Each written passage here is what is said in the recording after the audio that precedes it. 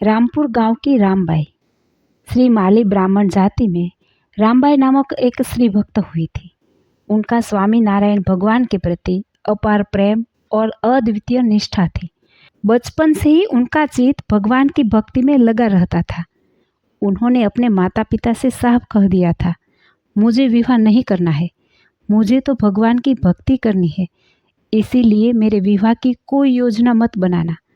परिवार और सगे संबंधियों ने उनकी स्पष्ट इच्छा के बावजूद उनकी मर्जी के खिलाफ उनका रिश्ता रामपुर गांव में तय कर दिया। रामबाई इस सांसारिक बंधन से बचने के लिए चुपचाप गढ़पुर चली गई और दादा खाचर के दरबार में लाडूबा और जीवूबा के साथ रहने लगी।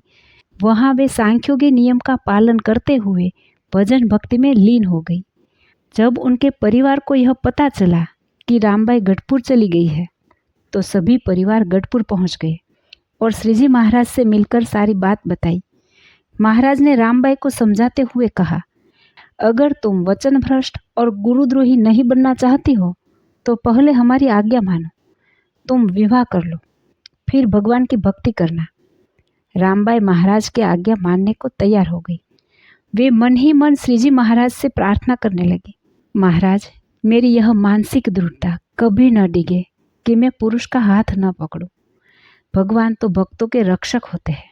जिस दिन बारात आई उसी रात दूल्हे को अचानक तेज बुखार चढ़ा और ऐसी हालत हो गई कि विवाह का हस्तमेल यानी कि हाथ मेल की विधि भी न हो सका।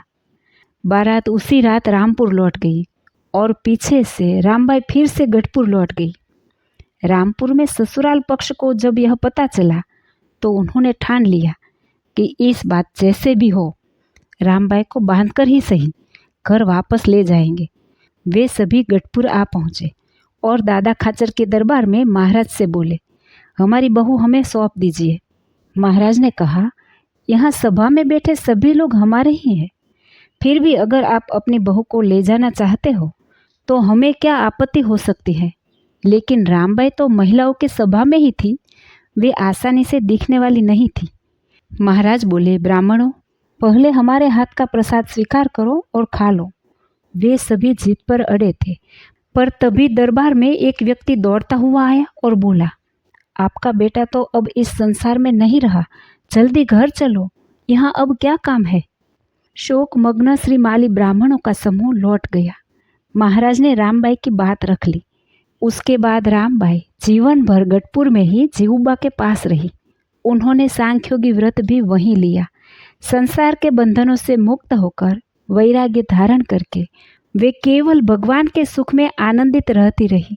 जय श्री स्वामीनारायण।